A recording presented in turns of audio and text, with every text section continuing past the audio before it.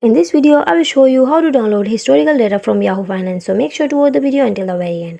There are a lot of data providers on web, but the easiest one is Yahoo Finance, which we're going to use in this video. Now, it's not necessary to sign in or sign up to search for stock prices.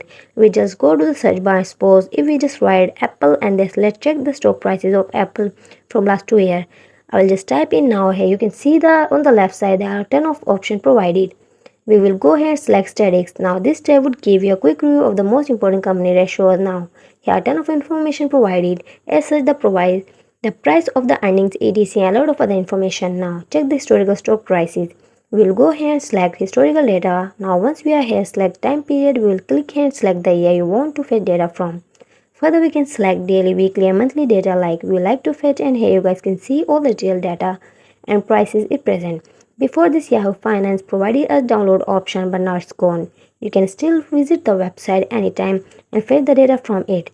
And that's it, you are done.